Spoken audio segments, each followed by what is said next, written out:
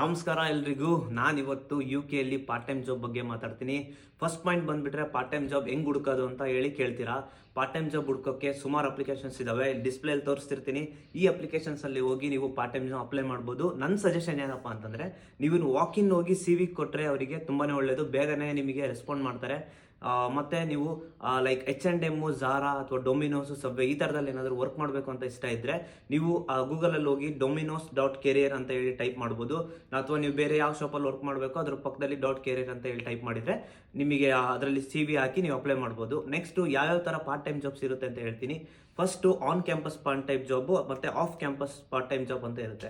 On campus ಅಂದರೆ ನೀವು ಯೂನಿವರ್ಸಿಟಿಯಲ್ಲೇ ನೀವು ಲೈಬ್ರರಿಯಲ್ಲಿ ವರ್ಕ್ ಮಾಡ್ಬೋದು ಅಥವಾ ರಿಸೆಪ್ಷನಿಸ್ಟ್ ಆಗಿ ವರ್ಕ್ ಮಾಡ್ಬೋದು.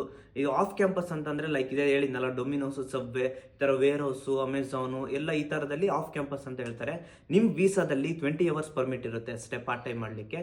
ನೀವು ಇನ್ನು ಹಾಲಿಡೇಸಲ್ಲಿ ನಿಮ್ಮದು ಯೂನಿವರ್ಸಿಟಿ ಹಾಲಿಡೇಸ್ ಇದ್ದಾಗ 40 hours ಪರ್ ವೀಕ್ ವರ್ಕ್ ಮಾಡ್ಬೋದು.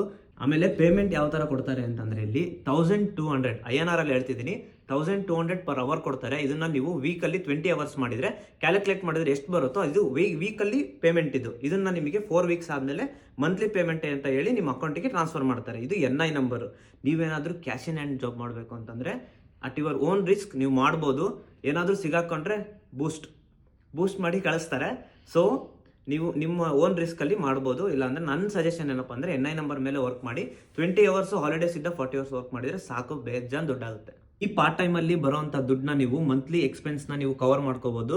ಇದರಲ್ಲಿ ಯೂನಿವರ್ಸಿಟಿ ಫೀಸ್ ಎಲ್ಲ ಕಟ್ಟಕ್ಕಾಗಲ್ಲ. ನಿಮ್ಮ ಮಂತ್ಲಿ ಏನು ಎಕ್ಸ್ಪೆಂಡಿಚರ್ಸ್ ಇರುತ್ತೋ ಅದನ್ನೆಲ್ಲ ನೀವು ಫುಲ್ಫಿಲ್ ಮಾಡ್ಕೋಬೋದು.